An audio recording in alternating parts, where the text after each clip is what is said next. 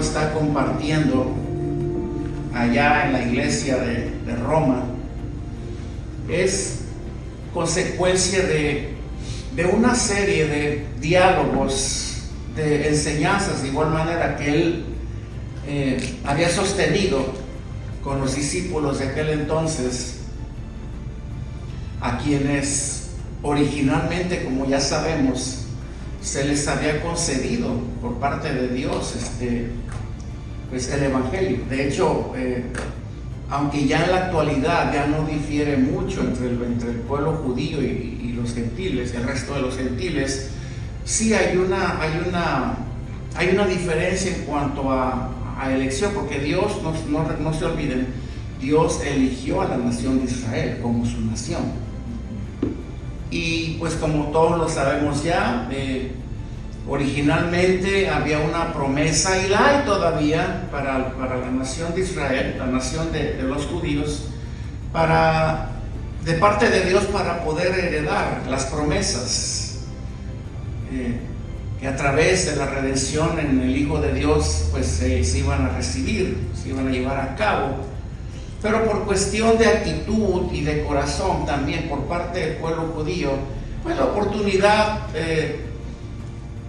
se abrió también sobre otros ámbitos para que pudiese llegar a otros lugares, y aquí vemos el caso para que pudiese llegar en aquel entonces a la iglesia de los gentiles ahí en Roma, de igual manera, porque los judíos, como ya lo sabemos, pues habían dudado, habían demostrado incredulidad, y sobre todo ellos habían adoptado una conducta al sentirse los privilegiados. Lo fueron, sí lo fueron, y lo son todavía.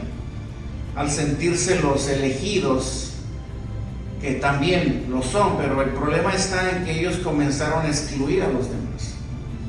Ellos comenzaron a sentirse, pues, como decimos comúnmente, ¿verdad?, el ojo derecho de Dios, de la cara de Dios, los consentidos, a tal punto de que ellos, y aún en la actualidad, como decíamos el domingo pasado, aún en la actualidad ellos, existe un celo en ellos que les ha cegado el entendimiento en cuanto a no permitir que otros pueblos, otras naciones, a los cuales ya también ha llegado y se ha extendido la gracia de Dios también, pudieran recibir lo que ellos recibieron originalmente. Y ese es el problema que ellos tienen, ese celo que se convirtió en algo egoísta en ellos.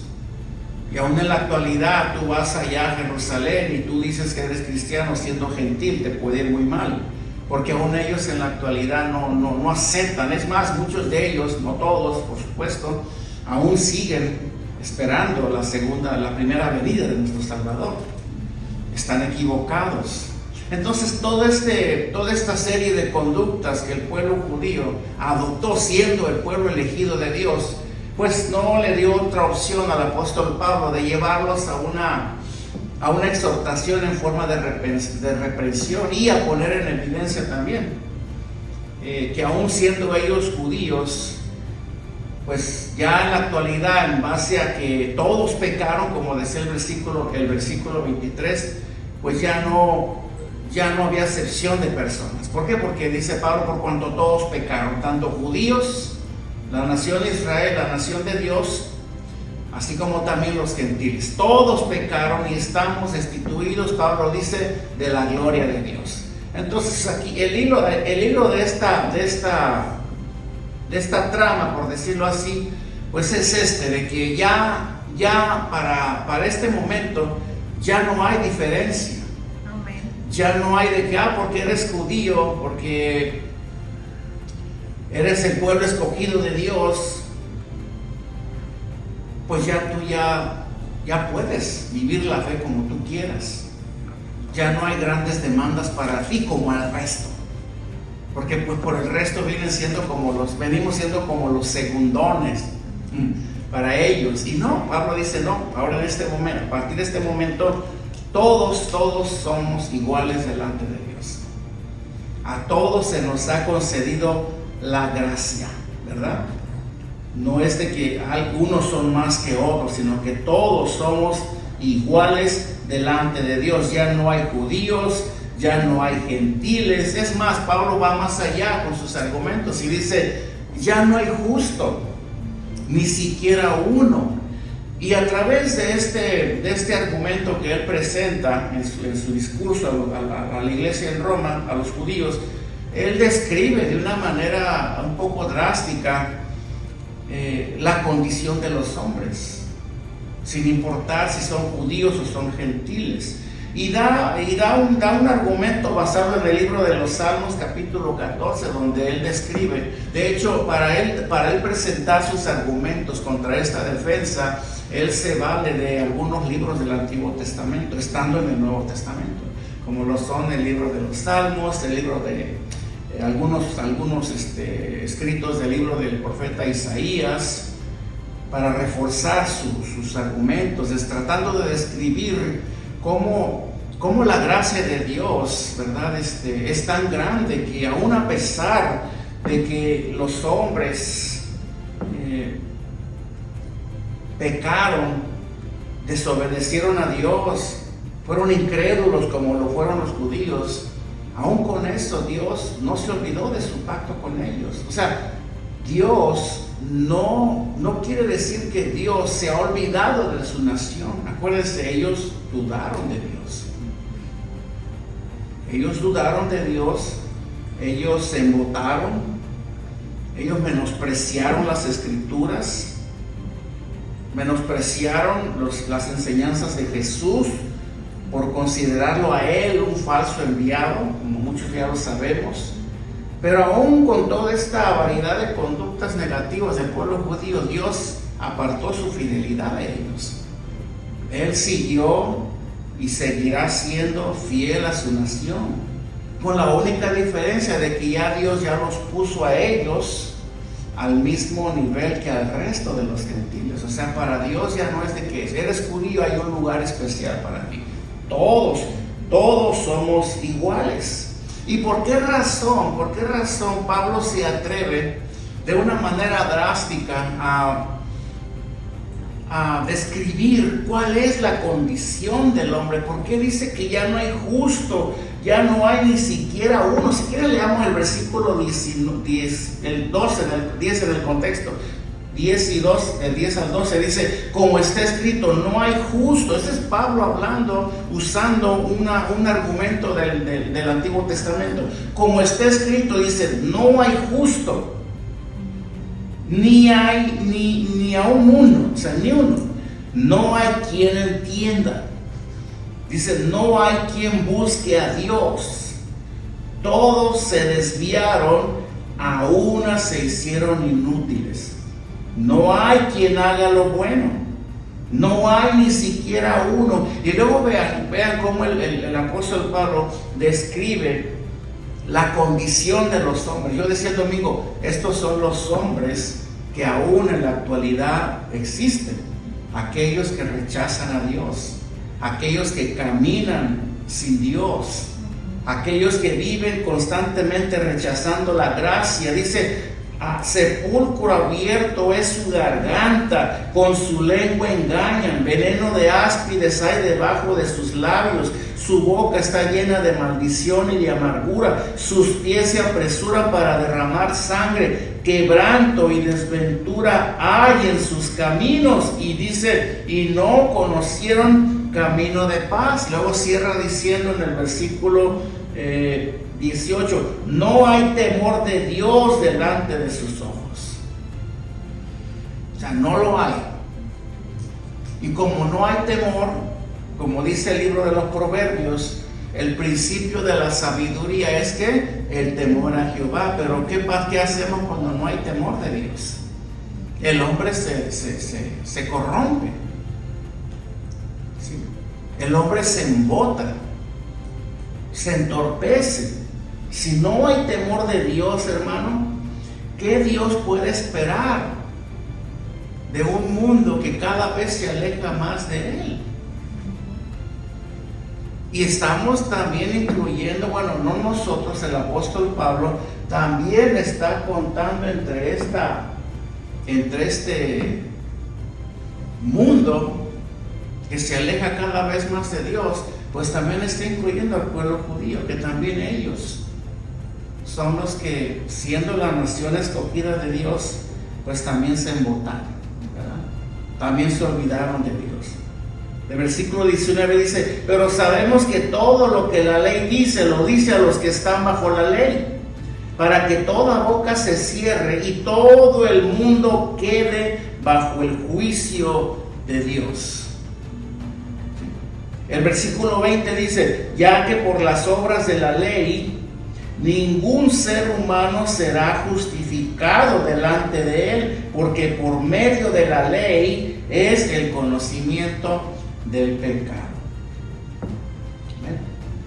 Y después vemos al apóstol Pablo haciendo un quiebre aquí, terminando de describir la condición de los hombres alejados de Dios, donde por causa de esta situación en el hombre, todos estábamos destituidos de la gloria de Dios por cuanto todos pecamos. Ahora viene un quiebre aquí en esta parte, donde el apóstol dice: pero ahora aparte de la ley se ha manifestado la justicia de Dios. Y eso fue lo que resaltamos el domingo: la justicia de Dios, la gracia de Dios, la puerta que Él abrió de salvación y de justificación para todos aquellos, incluyendo a todos estos hombres que en algún momento ellos tuvieron el privilegio de ser y de formar parte de la nación escogida de Dios.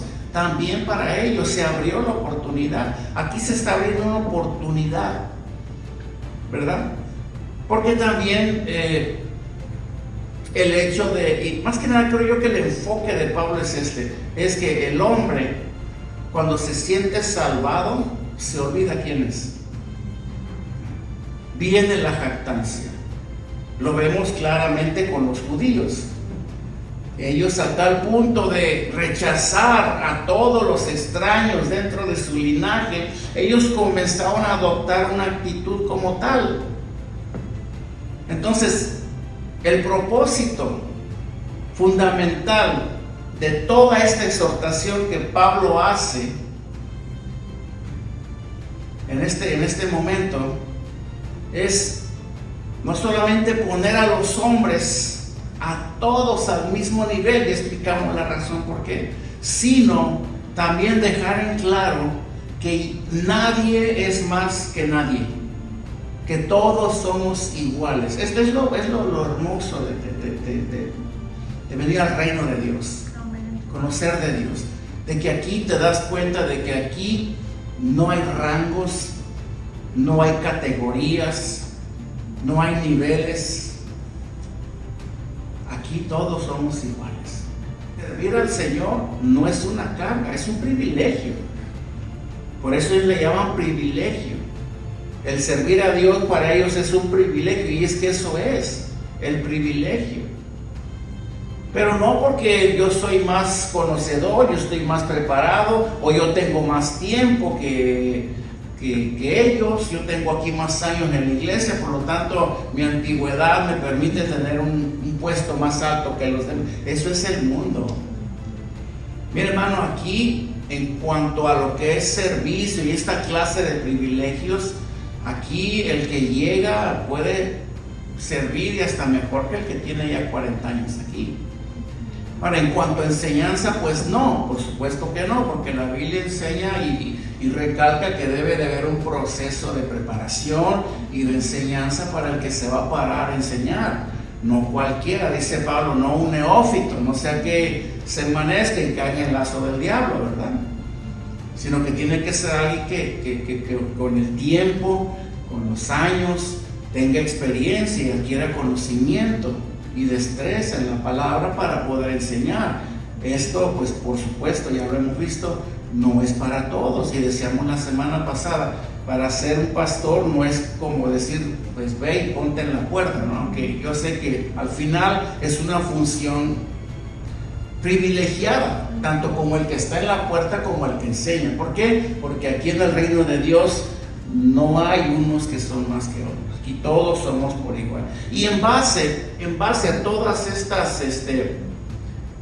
todos estos puntos de los que estoy hablando aquí, que tienen que ver con el contexto de las palabras de Pablo, que fue lo que vimos el domingo pasado, ahora continúa en el versículo 27, cuando pregunta a él de una manera, vamos a decirlo así,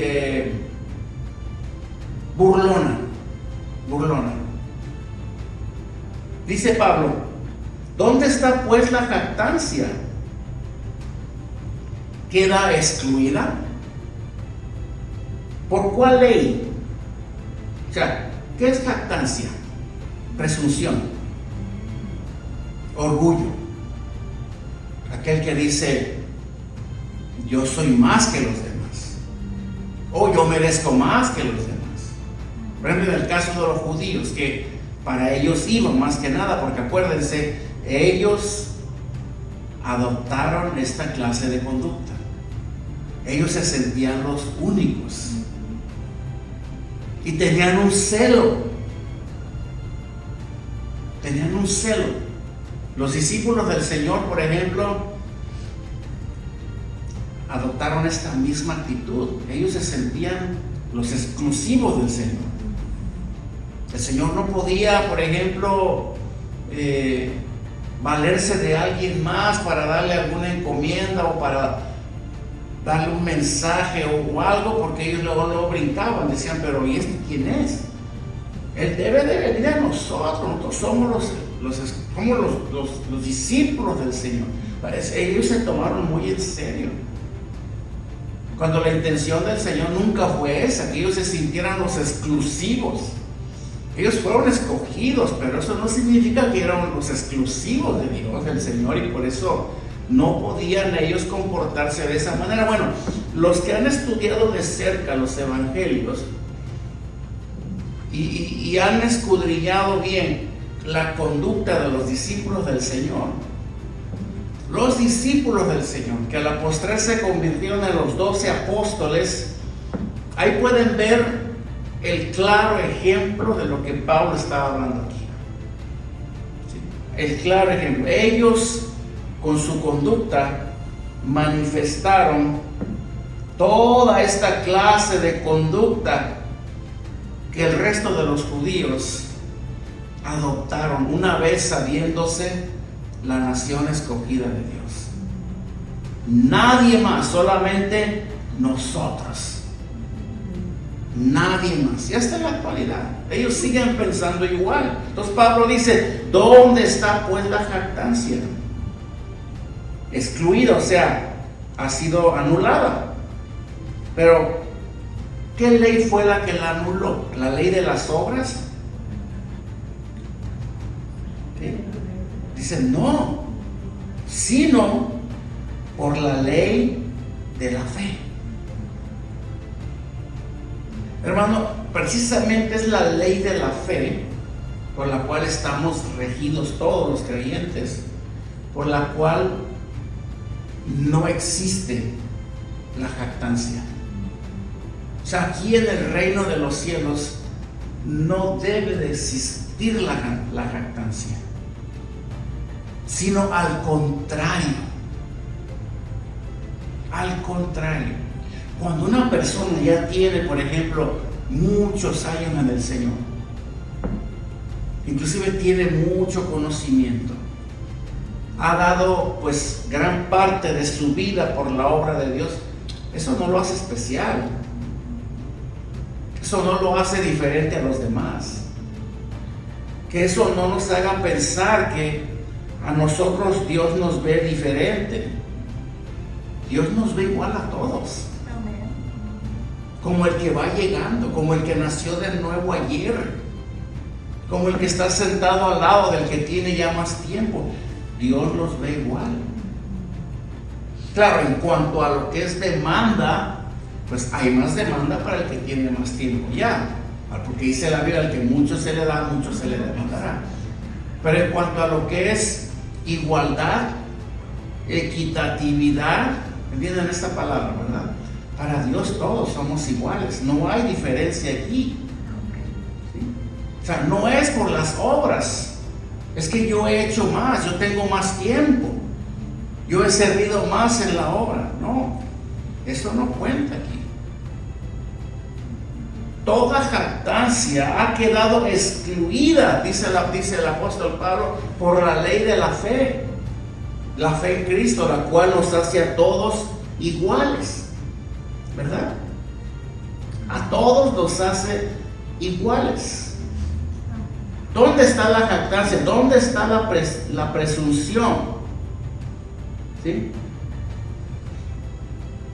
Vamos a ver qué dice 1 Corintios 5:6. Veamos lo que el apóstol Pablo dice aquí. Dice: no es buena vuestra jactancia. Es que sí la había, hermanos. Sí la había. Los corintios eran otro grupo de discípulos que tenían esta misma conducta. ¿No sabéis que un poco de levadura leuda toda la masa? ¿Ustedes entienden aquí? ¿Saben lo que quiere decir aquí? Con tantito, una palabrita, una pequeña actitud, una sola palabra lo echa a perder todo. Una sola palabra arrogante.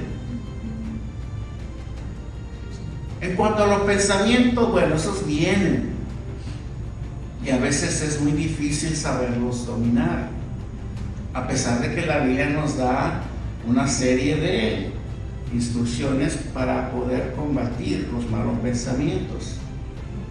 Pero como te repito, la vanagloria, la jactancia, hermano, se capta, se detiene, y nosotros ni cuenta nos damos. Basta con hablar con alguien y hacer uso de una palabra, de cierta expresión que sin darnos cuenta ya denotó: oh, hay orgullo aquí, hay orgullo. Creo que nosotros tenemos dado por Dios una habilidad para poder discernir todas estas cosas, ¿verdad? Una, dice aquí, un poco de levadura leuda toda la masa. Estamos caminando por fe, por ejemplo, estamos creyéndole a Dios, pero una sola palabra que demuestre duda o incredulidad, hermano, echamos a perderlo todo. Por eso nosotros tenemos que educarnos en esto. Y hermano, como cristianos, no es vivir como vivimos en el mundo. Allí en el mundo, por ejemplo, nosotros, en base a lo que estamos viendo aquí, nosotros en el mundo usábamos palabras, expresiones, conductas y todo, y no veíamos el efecto, como que nos daba igual. Oye, pero ¿por qué dijiste eso? Yo soy así. O sea, todo ese tipo de... no le prestábamos mucha atención y por eso estábamos como estábamos. O sea, no vivamos la fe como vivíamos en el mundo. ¿Por qué? Porque aquí en la fe, hermano, todo cuenta. Todo nos cuenta. Toda palabra, toda conducta, toda expresión, toda frase mal dicha, todo cuenta. ¿Por qué? Porque hay unos oídos que nos están oyendo.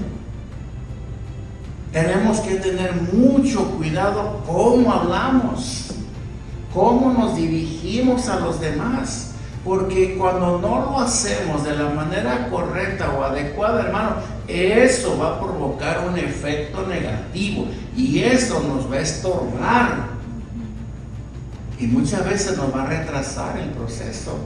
Un poquito de levadura, dice Pablo, leuda toda la masa. La jactancia, la presunción, hermano, tuvo mucho que ver con que el pecado entrara como entró en la iglesia de Corinto.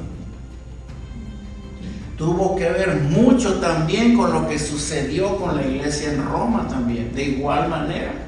Son nuestras conductas, son nuestras actitudes las que pueden ser determinantes en nuestras vidas en cuanto al propósito que Dios está cumpliendo en nosotros. Él lo va a cumplir, pero va a depender de nosotros también. El versículo 29 dice: ¿es Dios solamente Dios de los judíos? Les recuerdo, aquí Pablo está preguntando de una manera burlona o sarcástica. ¿Es acaso Dios solamente Dios de los judíos? No. ¿No es también Dios de los gentiles? Y luego confirma y dice: ciertamente también de los gentiles. O sea, acostúmbrese, chicos, porque esto ya no solamente es de ustedes, esto también es de ellos, ¿verdad? Así que, pues está por demás. Nosotros no estamos por debajo de los judíos, ni tampoco por encima, sino que estamos iguales con ellos. En el pueblo de Dios, en la iglesia, es exactamente lo mismo también. Tiene que haber equitatividad en cuanto al trato con los demás. No podemos adoptar cierta clase de conductas con personas con las cuales nosotros consideramos que no están a nuestro nivel espiritual. Y eso es algo muy común, hermano, en las iglesias. Sobre todo en las iglesias falsas, donde el orgullo y el ego se les sube bastante a la gente de ahí. Que porque oran mejor, que porque ayunan más, que porque conocen más la Biblia, o que porque tienen más influencia con el pastor, o tienen un cargo más especial y de más peso en la iglesia, eso les da, o porque muchos de ellos en la alabanza, o porque ministran en la alabanza, cuando termina el tiempo de alabanza bajan, como que van flotando. O sea, todo eso, hermano, todas este tipo de conductas no deben de ser, no denotan otra cosa sino inmadurez en las personas. Inmadurez, falta de entendimiento. Al contrario, Jesús dijo: todo aquel que se humilla será ensalzado, y todo aquel que se ensalza será humillado. Entonces tenemos que aprender a caminar como iglesia, como cristianos, bajo toda esta clase de principios que Dios ha dado, donde no hay jactancia, donde ya no hay distinciones, especialmente ahora que Pablo está diciendo: todos somos iguales, y no se sientan más los de allá que los de acá, porque al final todos pecaron y ahora todos dependen de la misericordia de Dios. Todos. Y más, ni te admires si uno cayó, porque el que esté firme, mire que no caiga. Al rato tú caerás. Ni te admires que se le descubrió el pecado a alguien más, porque a ti, el día que te descubra el tuyo, también vas a estar igual. Y así. Todo esto, hermanos, si aprendiéramos, si las iglesias comenzáramos a poner más énfasis en todos estos puntos que tienen mucho que ver, porque ante la indiferencia de todas estas verdades, o ante la falta de transparencia para poderlas exponer de una manera bíblica, ¿verdad? Por causa de esto hay tantos conflictos en las iglesias, ¿sí? Hay tanta gente divisiva en las iglesias, hay tantos grupitos dentro de la iglesia. Y estamos llevándolo al plano común, en el plano en el cual nosotros nos desenvolvemos cuando nosotros no hemos entendido todos estos principios. Comenzamos a asumir conductas y actitudes que contundentemente contradicen lo que la Biblia dice. Aquí no eres más que los demás. Tendrás una voz hermosa para cantar en la alabanza, serás el mejor predicador, serás el mejor ujier, tendrás todo el talento, toda la habilidad para el sonido, lo que sea. Acuérdate, somos siervos. Amén. Al final somos siervos, nadie es más que nadie. Amén. Y cuando hayamos hecho lo que tenemos que hacer, que dijo Pablo en una ocasión, que dijo Jesús en una ocasión, dijo: y cuando hayáis hecho lo que se les mandó, digan: siervos inútiles somos.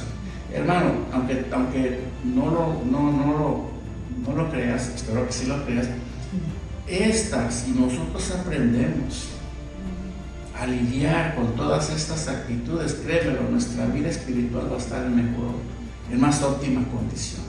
Amén. Si nos vamos a lo que es el fondo del asunto, nosotros por ejemplo, para poder tener una vida espiritual óptima, una vida de oración óptima, una vida de aprendizaje y de crecimiento óptimo, ¿qué necesitamos nosotros? De acuerdo a la Biblia, ¿qué necesitamos? Estar sumisos a Dios, ¿no? Necesitamos estar llenos de su Espíritu. Necesitamos humildad. Pero cuando no lo hay, por eso hay tanta gente quejándose. Ay, no siento la presencia de Dios. Bueno, para empezar no tienes que sentirla, eso ya lo sabemos. Pero mis oraciones siento que no llegan. Bueno, hay algo ahí.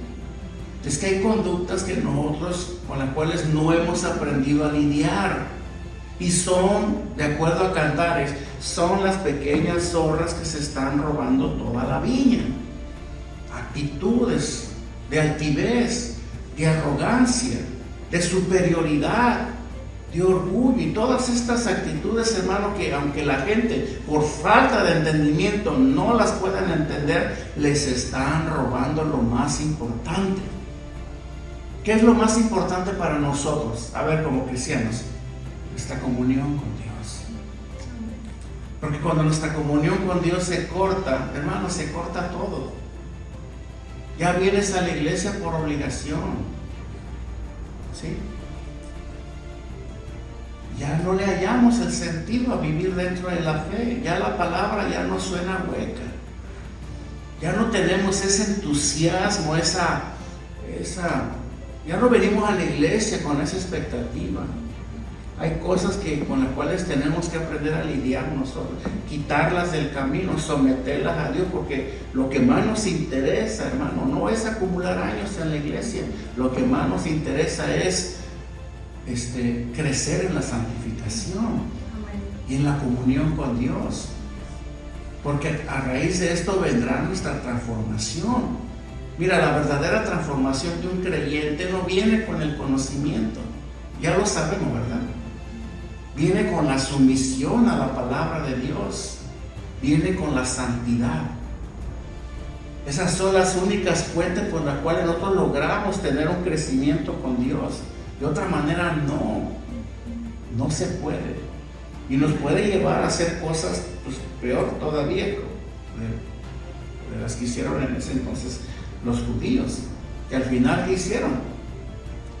Crucificaron al Señor. La incredulidad, ¿verdad? Versículo 30 dice: porque Dios es uno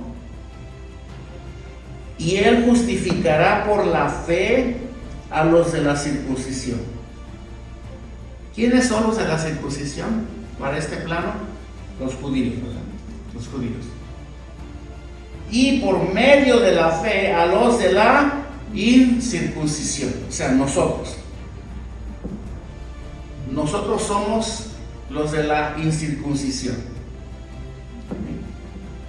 O sea, hablando de una manera, tratando de diferenciar los dos grupos a los cuales Pablo se dirige aquí, que pues no tiene nada que ver con lo que es lo del prepucio y eso, tiene que ver con la circuncisión del corazón.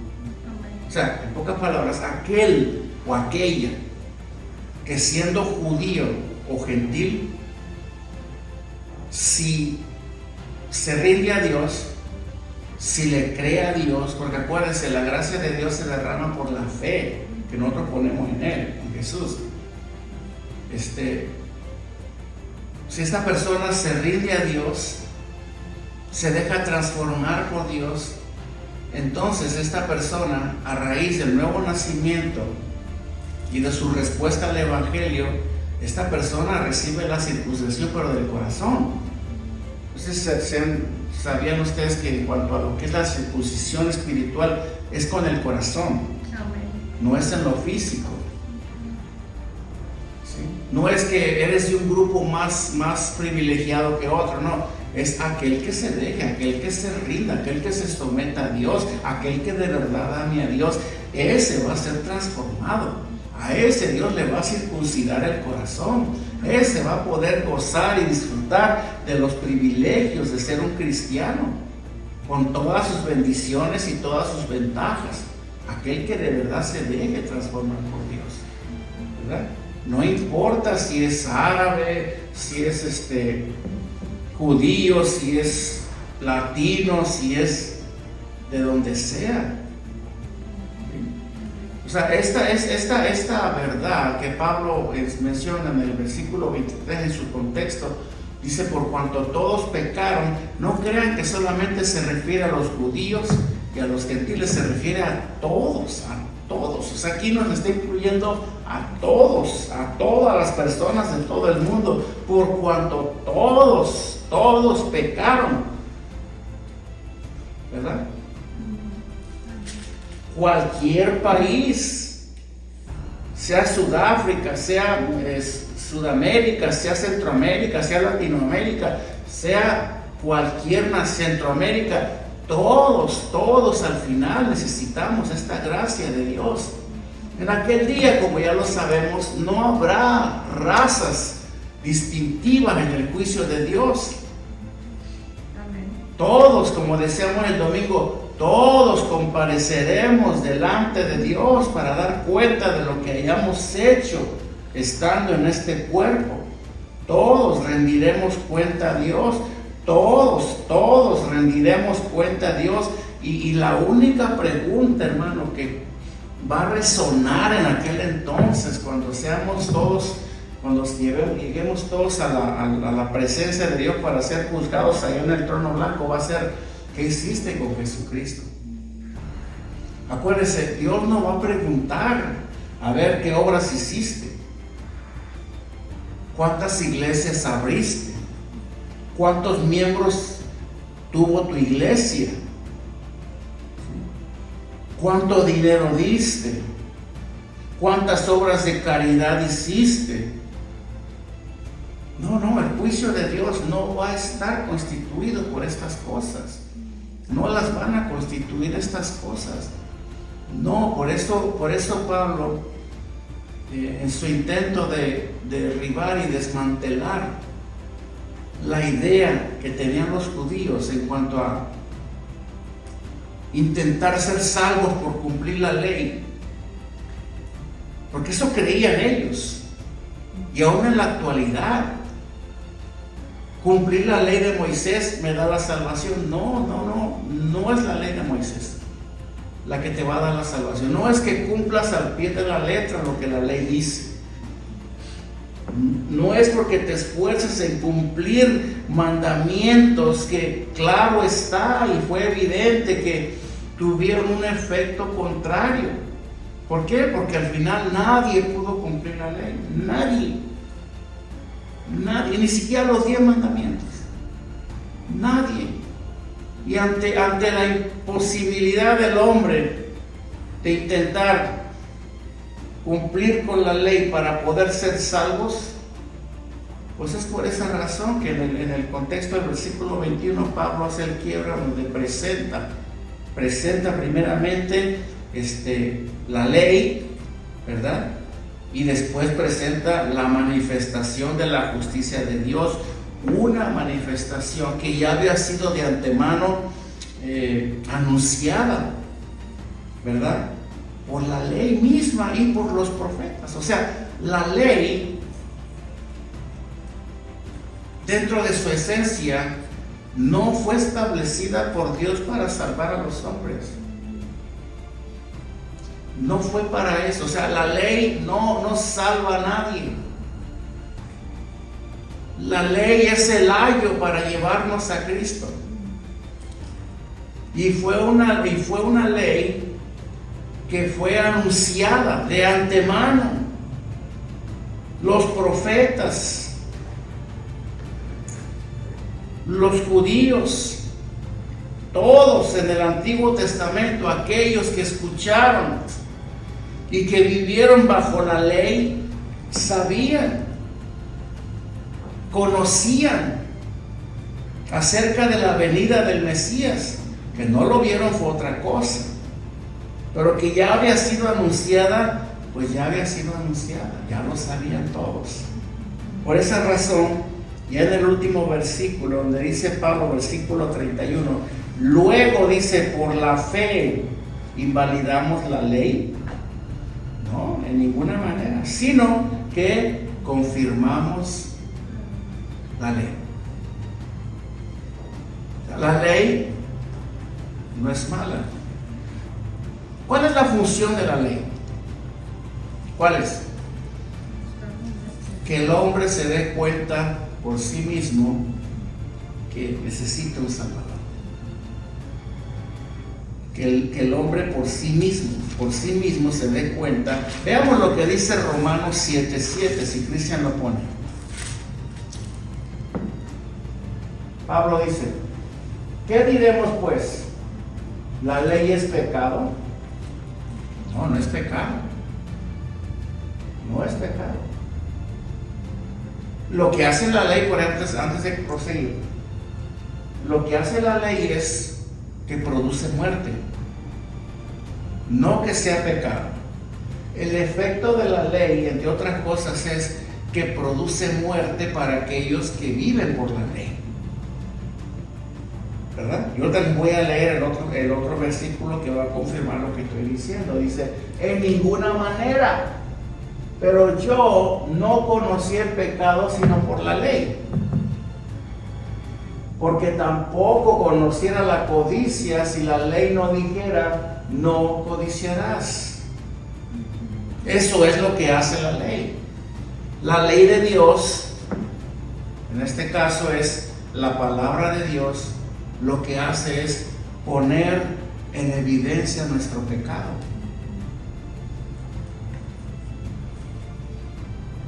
Pero Dios lo hace con la intención de que nos arrepintamos. Una vez que nuestro pecado ha sido evidenciado por la ley, ¿qué es lo que nos toca a nosotros hacer? Arrepentirnos.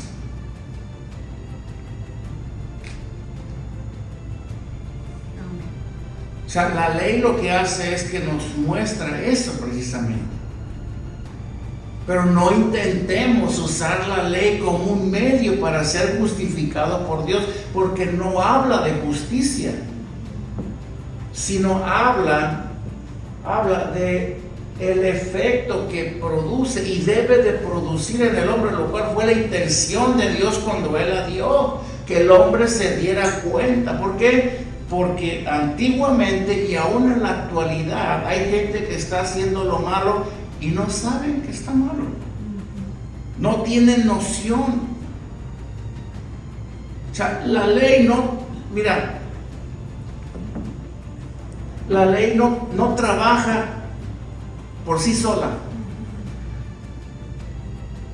La ley trabaja con la justificación de la mano. Primeramente, tenemos que hacerle conocer a la gente de qué se necesitan arrepentir y después les aplicamos la gracia de Dios, ¿verdad? Después les mostramos al Salvador, el medio por el cual ellos pueden obtener el perdón de esos pecados que la ley de Dios te ha evidenciado, ¿verdad? Y después te mostramos el medio para que tú puedas ser perdonado. También te mostramos tu imposibilidad para poder lograr tu salvación. ¿Te das cuenta? No es de que cada una tiene una función, las dos trabajan en conjunto. Una te muestra de lo que te tienes que arrepentir y la ley de la fe te muestra de que tú puedes ser salvo, pero que puedes ser salvo por la gracia de Dios y no en tu fuerza, que es contrario a lo que la ley enseña, ¿verdad? Porque dice versículo 20, si Cristian lo pone nuevamente, dice, ya que por las obras de la ley, ningún ser humano, ninguno, además si lo puedes subrayar, ningún ser humano será justificado delante de él, porque por medio de la ley es, ¿qué dice? El conocimiento del pecado. Pablo concluye con esto, hermano, que no es la fe la que invalida la ley, sino que la valida. La valida al mostrar que el hombre no puede cumplirla por sí mismo. O sea, hermano, como te digo, yo les decía al amigo, ríndanse a Dios. No nos queda de otra. No nos queda de otra. O nos rendimos a Dios. O nos rendimos o nos perdemos, pero también o nos perdemos. ¿Por qué? Porque fuera de esto no hay más opción. Ya no debe de haber jactancia. Olvidémonos del orgullo si es que somos creyentes. Olvidémonos que nosotros reconozcamos, somos pecadores. Hemos pecado, y si de no ser por la gracia de Dios estuviéramos fritos en este momento, o sea, estaríamos perdidos. ¿Por qué? Porque todos quebrantamos la ley, y por cuanto todos quebrantamos la ley, todos merecíamos morir. Una hermanita hasta decía, yo cuando yo les preguntaba si se quiere arrepentir a alguien, ¿verdad? Hasta le digo, yo me quiero arrepentir. Esa es la ley, hermano. Eso es lo que hace la palabra de Dios. Pone convicción en la gente. Aquel que lo alcance a ver así. Porque mira, ya voy terminando. Hablar de estos temas, hermano, no es tan fácil. Hay que conocer bien de lo que estamos hablando. Es muy delicado a la vez también.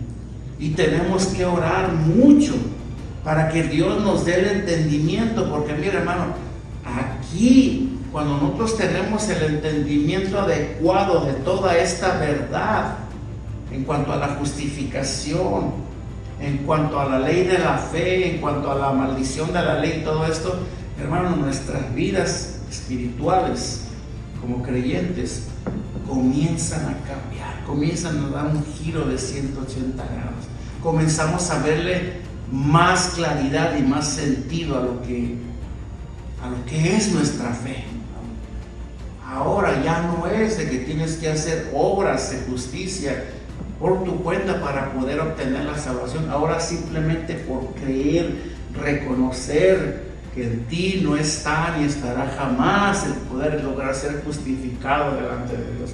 Alguien ya pagó, alguien ya lo hizo por ti, alguien ya tomó tu lugar en la cruz del Calvario, y por causa de Él, de Cristo, nosotros estamos aquí, y Él es la razón para que nosotros sigamos adelante, viviendo dentro de esta fe, y no dejarnos intimidar por nadie, y tener la madurez suficiente también, entendimiento, para que no nos dejemos envolver por la farándula de la iglesia, que pues tristemente se mueve de una manera contraria a lo que la Biblia dice. No es tu antigüedad, no es tu puesto, no es tu cargo, no son tus años, no es tu habilidad, no son tus talentos, no. Todos somos igual delante de Dios. Dios nos ve a todos por igual, y acuérdate, lo único que Dios nos va a preguntar en aquel día, en el día del juicio, a ti y a mí como creyentes, es: ¿qué hiciste con Jesucristo? ¿Qué hiciste con la fe que yo te entregué? Nada más. Él no se va a interesar por nada más. Amén. Así que, hermano, oremos para que Dios nos conceda la fe correcta. Amén. Que Dios nos conceda la fe correcta, y así podamos, hermano, hallar paz y finalmente descansar en la obra de nuestro Redentor. Porque quien no está descansando en la obra que Jesús realizó en la cruz es porque no lo ha entendido todavía. Y por ende no tiene paz. ¿Sí? Jesús ha prometido derramar sobre nosotros la paz que sobrepasa todo entendimiento. Pero acuérdate, son promesas hermosas que Dios nos da en su palabra. Son promesas hermosas y son válidas y se cumplen en nosotros.